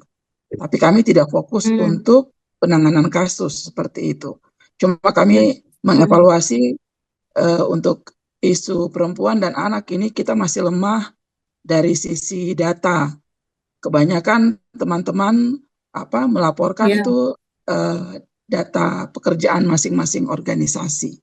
Sehingga kalau kita tampil di mengangkat isu advokasi ke tingkat nasional, data kita sangat lemah sekali seperti itu. Karena kelihatan kecil begitu saja. Jadi masing-masing jalan dengan data yang dikerjakan oleh setiap lembaga begitu, Kak. Nah, kami sendiri pun sampai saat ini belum mendapatkan pendanaan khusus terkait dengan isu perempuan dan anak. Tapi yang teman-teman buat mulai dari awal tahun ini adalah kami coba mengevaluasi, kayak tadi Kakak bilang ada data-data yang sebenarnya bisa kita hasilkan. Jadi tadi terakhir ketika Kakak membahas, Kakak Ibu bicara soal tabel matriks yang bisa juga masuk akan menunjang kita punya sebagai informasi dalam laporan tahunan itu data kekerasan terhadap perempuan dan anak. Tapi karena sumber daya kami terbatas dan kami tidak punya penganggaran khusus pendanaan khusus untuk itu hanya, tapi kita harus kerjakan karena ini adalah fokus isu prioritas organisasi begitu. Jadi kami hanya mulai dengan melakukan pendataan kekerasan terhadap perempuan dan anak yang diekspos di media. Itu yang kami catat. Karena itu kan tidak perlu kemana-mana, teman-teman ada di kantor dan ada punya sarana internet itu, Kakak Ibu. Jadi terima kasih yang tadi Kakak sampaikan, itu semakin menguatkan bahwa kami ada di jalur yang benar, dan itu bisa kami pakai sebagai untuk mengadvokasi kerja-kerja di isu perempuan dan anak. Itu yang tadi Kakak gambarkan, ada isu ini, ternyata ada dia punya tabel yang harus dibuat. Jadi kami selama ini sejak Januari kemarin coba mendokumentasikan supaya di akhir tahun kami ada laporan berapa nih. Walaupun kami tidak melakukan penanganan kasus, tapi ada data. Sebagai lembaga pengkajian kita punya data berapa banyak. Itu kami ambil yang terekspos di media, Kakak Ibu. Mungkin ada pencerahan dari Kakak Ibu terkait dengan langkah-langkah ketika kami melakukan pendataan seperti itu dengan pengalaman dari teman-teman ALDP. Mungkin itu, Kak. Ya, baik. Mungkin bisa langsung dijawab saja Bu Anum supaya bisa langsung nyambung. Iya, baik. Terima kasih Kak Rory. Saya pikir ini satu langkah yang sangat baik, sangat bagus sekali dengan mendata. Data itu kalau kita sudah data dari, kita usahakan data dari Januari kan, kita data, nanti itu bisa kita baca, kita buat analisa. Contohnya, ketika kami tidak punya juga divisi perempuan, tapi kami ada jalankan program untuk perempuan kan. Ternyata di periode Januari, di periode semester pertama tahun ini, itu pelakunya itu banyak tentara, banyak angkatan. Ada TNI Angkatan Udara, kami koalisi bersama-sama dengan teman-teman. Mungkin teman-teman pernah dengar ada yang Kasus kejadiannya pembakaran. Desember, Ya. yang Angkatan Udara, yang bahkan istrinya kan sampai meninggal. Ya, Kak. Itu. Terus ternyata ada penipuan yang dilakukan oleh Angkatan Udara juga. Dia mencoba ya pura-pura jadi pacar, kemudian pinjam uang. Kemudian ada juga penipuan yang namanya KGBO. Sekarang itu kejahatan berbasis apa nih? Gender online. Online, ya. Itu online. Jadi itu ternyata juga tentara. Nah, kalau nanti teman-teman buat data, nanti teman-teman bisa baca. Misalnya begini, ternyata kasus paling banyak itu yang dialami perempuan itu apa coba? Apakah penganiayaan? Apakah pelecehan? Kan gitu. Apakah kekerasan? Kalau misalnya kekerasan verbal kah? Fisik, verbal. Atau penganiayaan? Iya toh? Nah, itu bisa kita baca. Nanti setelah akhir tahun baru kita bisa bilang bahwa kasus yang paling banyak ternyata ini adalah kasus misalnya penelantaran rumah tangga. Misalnya kasus penganiayaan atau kasus kekerasan verbal. Jadi buat dulu. Nanti bisa baca dan dianalisa dari data itu. Baik, Kak. Dan menarik juga kalau misalnya kita bisa bikin tabel, bikin kolom tentang respon dari aparat penegak hukum. Jadi kita bisa lihat bahwa misalnya, ini kayak waktu di Pengadilan Negeri Jayapura itu korban pelecehan seksual anak-anak itu terdakwanya dihukum bebas. Jadi misalnya bisa lihat itu kalau putusan pengadilan ada yang 2 tahun, ada yang misalnya 12 tahun, ada yang 10 tahun. Nanti kita bisa baca di akhirnya, oh kasusnya sama, kasus penganiayaan atau kasus KDRT atau kasus katakanlah misalnya kasus penculikan atau pembunuhan atau misalnya kasus penganiayaan, kasusnya sama, pasalnya sama yang dipakai, tapi untuk kasus ini dihukum cuma 12 bulan. Yang kasus satu, iya toh, ada begitu kan? Ya, betul, Kak. Yang kasus satu yang dihukumnya jadi 5 tahun. Ada disparitas putusan. Kita bisa buat analisa. Ini terjadi disparitas putusan. Tuh. Sehingga sebenarnya misalnya majelis hakim tuh Mahkamah Agung perlu mengeluarkan peraturan untuk majelis hakim agar memberikan standar putusan terhadap kasus yang sama. Nah, misalnya kita bicara soal itu kan kita bicara tentang rekomendasi kebijakan. Ya. Iya toh? Oke. Siap, itu atau tidak misalnya kita minta DPR mengeluarkan perdasi atau perdasus, atau dulu ada perdasus yang tentang perlindungan perempuan dan anak yang tidak pernah diimplementasikan. Kita kampanyekan itu ulang lagi perdasusnya gitu. Jadi intinya jangan dianggap itu pekerjaan kecil mendata itu. Yang penting tekun dari Januari supaya kita bisa baca. Kita bisa baca pergeserannya, kita bisa baca toh kasus terbanyak itu apa. Nah, juga kalau mau selangkah lebih ekspansi ya, bukan lebih maju tapi lebih beragam dari laporan itu. Jadi di hukum tuh namanya perempuan yang berhadapan dengan hukum. Itu ada surat edaran Mahkamah Agung. Jadi perempuan yang berhadapan dengan hukum itu perempuan sebagai korban, perempuan sebagai pelaku, perempuan sebagai saksi. Itu dipidana. Kalau di perdata, perempuan sebagai para pihak. Nah, kalau bisa juga atau mau berkenan, misalnya mendata perempuan sebagai pelaku. Ada banyak ternyata, ada beberapa kasus ternyata yang menyebabkan perempuan Yang sebagai pelakunya pelaku. perempuan. Buat dulu datanya. Nanti ya toh, nanti baru dibaca, Ya, ya, ya, dianalisa. ya, ya, betul, betul. Oh, itu kaya. Banyak sekali teman-teman lembaga perempuan itu yang saya sudah sampaikan, saya kasih advice ini, tapi ternyata itu banyak juga yang tidak jalan. Padahal data itu apa ya? Media itu kan terbuka untuk kita. Kita nggak perlu turun lapangan tuh, Anda baca, kita tahu pergeserannya, kita tahu misalnya, oh statementnya, ada nggak statement dari pemerintah? Ada nggak statement dari misalnya parlemen soal ini? Oh, nanti kesimpulan akhirnya kalau tidak ada, kita bisa bilang selama tahun ini sekian banyak kasus yang dialami oleh perempuan, tapi tidak ada respon dari negara, kan gitu. Pemerintah atau bupati atau gubernur menganggap ini bukan masalah serius. Nah, banyak yang bisa kita tulis dari data itu. Jangan main-main dengan data matriks itu, Siap, Kak. gitu. Itu dari saya. Ya, Kak Prasti. Ya, baik. Terima kasih Kak Rory dan Ibu Anum sudah langsung menjawab pertanyaannya. Selanjutnya, masih adakah dari teman-teman yang ingin bertanya atau mungkin mau sharing pengalaman dari teman-teman? Saya persilakan. Teman-teman bisa resen dulu. Adakah dari teman-teman yang ingin bertanya?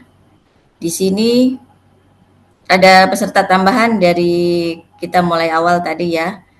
Dan ada Karo Binyong, kemudian Grit Jemonim, ada Ningsi, ada Kak Simon Perez, ada Neta.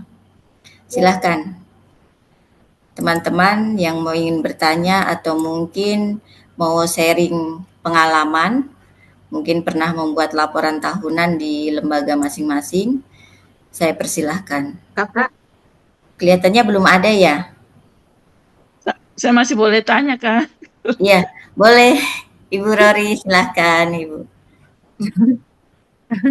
Boleh sekali. Kakak Ibu minta maaf. Ya, ini tadi dari penjelasan Kakak Ibu terkait dengan outline dan lain-lain itu, saya ada punya pertanyaan. Karena selama ini yang saya pikirkan, memang saya ada beberapa kali coba membuka beberapa referensi laporan tahunan dari teman-teman organisasi yang lainnya. Satu hal yang saya mau tanyakan juga ke Kakak Ibu itu kan, di awal perjalanan tahun itu kan biasanya kita menyusun rencana kerja tahunan. Nah, di dalam laporan tahunan, apakah itu semua kami laporkan mana yang terlaksana, tidak terlaksana, atau tidak usah, tidak perlu, tidak menarik dalam bentuk seperti itu, tapi lebih ke outline yang tadi Kakak Ibu sampaikan itu yang lebih menarik untuk dibaca. Oke, ya. Ini tergantung kebijakan lembaga ya, tapi menurut saya itu seharusnya tidak perlu dimasukkan secara detail toh. Jadi itu masuk di bagian 5, tapi itu apa yang sudah menjadi capaian kita, output dari yang kita kerjakan. Baik. Karena bagian yang itu kalau LDP itu masuk di laporan sendiri, laporan yang untuk rapat tahunan bersama board dan semuanya secara internal itu gitu ya. Oh, jadi itu Kan itu kalau bedanya. iya, dan ingat bahwa laporan tahunan yang lebih menarik itu kita bisa bisa ini loh, mengcover bagian dari konteks yang ada di sekeliling kita. Jadi kita tidak melulu mengatakan apa yang kita sudah kerjakan, capaiannya apa, tapi konteksnya itu yang perlu kita angkat, yang terkait dengan kita punya mandat lembaga kan, atau mandat organisasi. Itu. Misalnya kita bicara tentang tingginya angka kekerasan terhadap perempuan, kemudian dominasi adat yang masih kuat begitu, atau ada aturan tapi yang belum melindungi, tapi ada aturan di tingkat pusat tetapi aturan itu belum diimplementasikan atau belum dibuat definisi operasionalnya di tingkat provinsi. Jadi kita menarik itu semua ke dalam isu kita gitu, tapi jangan jadi dia berhubungan dengan isu kita. Angkatlah apa namanya kasus-kasus yang misalnya menonjol, yang tidak harus kita dampingi, tapi kita memberikan apa pandangan kita, catatan kita, gitu.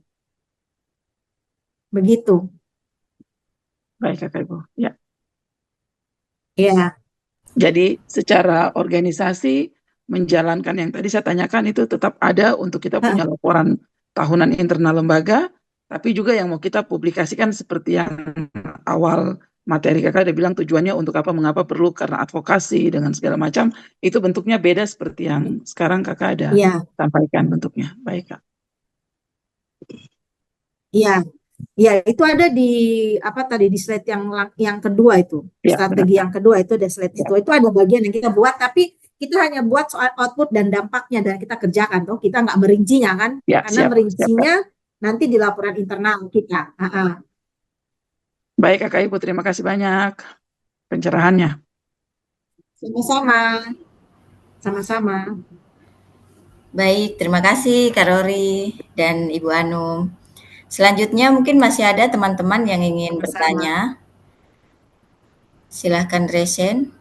Atau mungkin teman-teman mau sharing terkait pengalaman yang mungkin teman-teman sudah pernah membuat laporan tahunan. Mungkin sambil menunggu teman-teman menyiapkan pertanyaan, saya ada pertanyaan sedikit Ibu. Untuk kita yang masih awam nih, yang belum pernah menulis laporan tahunan, kira-kira bagaimana langkah-langkah untuk menyusun laporan tahunan? Karena kalau di lembaga itu misalnya dalam 1 tahun itu ada berapa program atau proyek yang kita lakukan gitu. Jadi biasanya kan kita buat laporan aktivitas seperti itu. Nah, mungkin Ibu bisa sharing terkait langkah-langkah untuk kita yang masih awam ini. Oh iya, baik. Itu semacam trik-trik ya sebenarnya ya. Kayak tadi saya bilang, kita minta mahasiswa magang yang buat matriksnya. Kita buat matriksnya, minta mereka ngisi, kan gitu. Itu kan strategi itu. Nggak mungkin. Jadi kita nggak membuatnya dari awal gitu. Kita buat, oke, jadi begini. Biasanya LDP itu pada matriks itu ketika ada mahasiswa magang ataupun misalnya ada teman-teman yang sifatnya relawan datang mau belajar. Nah, kita bilang dia buat matriks itu isi. Matriks itu template-nya sudah kita punya. Jadi kita minta dia isi.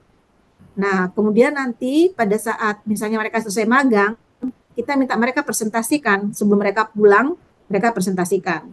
Nah, misalnya mereka hanya sampai ya 1 bulan saja kan, tiba-tiba misalnya bukan tiba-tiba, bulan Juni dia keluar, dia masuknya Mei, bulan Juni keluar. Tapi kan dia sudah membuat dari Januari kan, ada mahasiswa magang yang lain, kita bilang dia isi. Kalau nggak ada, sudah kita yang isi. Tapi itu akan diisi atau dikerjakan mulai dari bulan Oktober. Jadi kita kerjakan pekerjaan lain saja dulu. Bulan Oktober itu kalau sudah tidak ada mahasiswa magang, berarti kita menunjuk siapa yang ditugaskan untuk mengisi. Oke, kamu isi matriks tentang aksi kekerasan dan konflik bersenjata. Kamu isi matriks tentang pasukan. Nah, misalnya nanti kamu isi matriks tentang kekerasan perempuan gitu. Jadi kita kasih tugas itu. Nah, terus untuk merangkum isunya, kita kan punya rapat toh, Kak Prasti. Kita bikin rapat, kita bilang, ayo kita bahas dulu yuk laporan tahunan gitu. Ini triknya begitu. Kemudian semua duduk, nah kita diskusikan bersama. 3 isu penting tahun ini apa menurut kita? Baru kita catat. Jadi nggak membuat narasinya. Misalnya tadi pilkada. Oke, pilkada. Di pilkada itu apa saja sih sub-subnya atau sub-sub isu itu? Ada yang bilang, oh ini penyelenggara ini yang bermasalah ini, baik Bawaslu atau KPU. Oke, titik 1, penyelenggara bermasalah. Nanti kita uraikan lagi gitu. Terus kedua apa? Sistem noken ini ternyata masih ada. Apa sih untuk merugikan sistem noken? Apa rekomendasi kita terhadap sistem noken? Oke, sistem noken, poin kedua dari pilkada. Apalagi gitu. Nah, kalau sudah ada itu, kita duduk 1 kali 2 kali, itu sudah tergambar. Jadi tinggal misalnya kita mau bagi. oh kamu kan pegang isu ini kan, kita bicara tentang misalnya kamu pegang isu tentang perempuan, kamu pegang isu tentang anak, sudah kalau gitu kamu teruskan yang tentang isu perempuan, kamu teruskan yang tentang isu tentang anak, baru kita di situ kita gabungkan, ya kan gabungkan. Nah, kita tugaskan satu orang yang menjahit, istilahnya menjahit itu tadi, ketika dia bilang isu prioritasnya misalnya anak, isu prioritasnya misalnya perempuan, kemudian ada isu tentang apa namanya ekonomi, itu kita menjahit.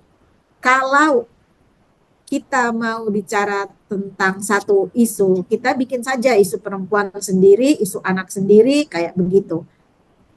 Jadi orang yang bekerja di terakhir itu dia nggak bekerja dari awal, bekerjanya bersama-sama.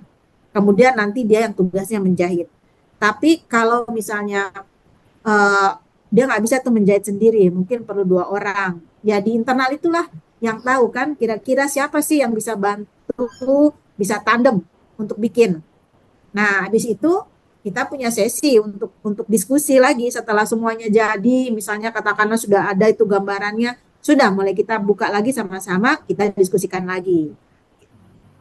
Jadi apa ya, memulai tahapan itulah Mbak Prasti ya, memulai tahapan itu saja dulu gitu. Misalnya jadi isu masing-masing yang digabung, itulah yang namanya menjahit isu tadi tuh. Akhirnya jadi seperti itu. Jadi kalau misalnya apa kita bikin perbagian aja tadi kan per isu prioritas tadi. Ini bagiannya ini kan bagian-bagian program kan beda-beda toh. Iya. Iya kan program beda-beda tadi bilang. Nah bikin itu isu prioritas 1 apa? Itu program A. Isu prioritas 2 apa? Itu program B. Isu prioritas 3 apa? Itu program C. Kan begitu. Iya. Jadi dia di bagian isu prioritas. Gitu ya. Iya. Mudah-mudahan membantu ya. Membantu Iya, menjawab. sangat membantu sekali Ibu. Terima kasih banyak. Iya, iya, iya. Sekali lagi mungkin kalau masih ada pertanyaan dari teman-teman, saya persilahkan. Kalau sudah tidak ada, mungkin kita langsung ke closing statement. Saya persilahkan ke Ibu Anum untuk memberikan closing statement pada pelatihan ini. Silahkan Ibu. Ya, baik. Terima kasih Kak Prasti. Terima kasih buat teman-teman dari Pena Bulu, Lingkar Madani, Tong Belajar, Kipra, dan juga terima kasih buat semua yang ada di Zoom yang sudah sangat interaktif. Sebenarnya hanya untuk memotivasi saja, kita mulai saja, mulai buat laporan, buat catatan. Salah satu triknya juga adalah cari di media gitu kan, di Google gitu. Oh, sama nggak dengan punya kami ya? Kalau sama, dibuat. Ini juga sama seperti yang dialami oleh lembaga ini di tempat ini. Karena mereka juga mengalami hal yang sama. Nah, itu kan baik itu laporannya kan, halamannya tambah. Juga bisa dikatakan bahwa itu tadi, misalnya kasus kekerasan perempuan dan anak, merujuk pada laporan Komnas Perempuan tentang ini kekerasan terhadap perempuan dan anak. Tapi sayangnya pada tahun ini Komnas Perempuan tidak punya laporan tentang kasus perempuan dan anak di Papua misalnya. Kita juga menulis itu gitu. Jadi jangan berpikir bahwa semua itu keluar dari kita, tapi juga ada yang tulisan orang lain, jurnal, media itu membantu kita untuk menyusun laporan. Jadi teman-teman, saya ingin sampaikan bahwa yang namanya tesis, yang namanya disertasi, coba kita baca. Itu banyak sekali mengutip ahli, mengutip jurnal, mengutip tulisan-tulisan sebelumnya, baru kemudian dia membuat catatan atau analisa atau pandangan di bawahnya. Jadi yang tebal-tebal itu tuh bagian dari kutipan-kutipan sebelumnya. Jadi jangan merasa bahwa 15 halaman saya mau mengarang bebas, bukan. Karena sudah banyak yang kita bisa kutip, kita bisa ambil, kita bisa baca, kita bisa masukkan. Nanti lihat laporan LDP itu banyak sekali yang kami ambil dari sini. Jadi itu menjadi menjahit itu yang penting, menjahit laporan-laporan itu gitu. Yang penting itu tadi, ya harus kita lihat siapa orang yang serius, yang apa ya, yang eh, bisa tekun untuk menjahit itu juga penting. Tapi juga membagi tugas dengan isu yang pas dengan orang-orang yang pas sebelum laporan itu dijahit, matriks, infografis, kayak begitu. Saya pikir itu ya, dan juga nggak ada yang baku ya, bisa berbaca template-nya laporan beda-beda. Memang nggak ada yang baku gitu. Betul, menyelesaikan laporan permintaan donor nih kadang-kadang makan waktu. Karena itu jangan berpikir laporan akhir tahun dikerjakan pada Desember. Nanti kita nggak bisa kerjakan semuanya, kelabakan. Jadi misalnya mulai dengan ya targetnya misalnya mulai dengan September atau Oktober rapat, membuat catatan begitu. Sehingga kita bisa bagi waktu. Nah, LDP itu untungnya laporan tahunan itu dikeluarkan pada bulan Februari karena LDP itu rapat tahunannya bulan Februari. Jadi kita punya waktu ya 1 bulan 2 bulan untuk selesaikan laporan-laporan donor, kemudian kami keluarkan itu. Bahkan kalau molor kadang kami sampai Maret juga. Tapi sebenarnya harusnya Februari laporan itu keluar. Kemarin agak molor karena kami pantau pilkada dan baru bisa kami rapat tahunan dan di launching pada Maret. Jadi mari kita mulai semangat membuat laporan. Ingat tadi awal saya bilang kan, sudah banyak yang kita kerjakan, tapi kita jarang menulis. Padahal yang baik itu adalah apa yang kita kerjakan, kita tulis. Apa yang kita tulis, kita kerjakan. Itu bagian dari konsistensi dan juga kalau konteks HAM itu bagian dari strategi advokasi. Begitu, terima kasih buat semuanya. Mohon maaf kalau ada hal-hal yang tidak mengenakan, tidak menyenangkan. Senang sekali bisa berbagi pada siang hari ini. Waktu saya kembalikan, Mbak Prasti. Baik, terima kasih banyak Ibu Anung atas pemaparan materi hari ini. Semoga apa yang disampaikan bermanfaat untuk kita semua dan juga organisasi teman-teman. Terima kasih juga kepada teman-teman yang sudah aktif untuk berdiskusi dan mengikuti pelatihan sampai selesai. Saya Prasti selaku moderator pamit undur diri. Mohon maaf jika ada salah kata. Wassalamualaikum warahmatullahi wabarakatuh. Selamat sore dan sampai jumpa di kesempatan berikutnya. Oke, kalau gitu terima kasih banyak teman-teman. Aku end ya untuk polling ya. Oke, sudah baik. Terima kasih para teman-teman atas keaktifannya pada hari ini. Untuk rekaman pelatihan ini bisa diakses di kanal YouTube kami, Lingkar Madani. Dan untuk materi dapat diakses di web kami, lingkarmadani.id. Kalau begitu, saya tutup. Mohon maaf atas kekurangannya. Sampai bertemu di pelatihan selanjutnya ya teman-teman. Terima kasih banyak semuanya. Terima kasih Bu Anung, Kak Pasti. Terima kasih Terima kasih Kak semuanya, Fahira, Mbak. terima kasih Bu Anung, terima kasih Sampai semuanya. ketemu di lain kesempatan semua. Terima Terima kasih kasih. Kak Yunen. Terima kasih Kak Fahira.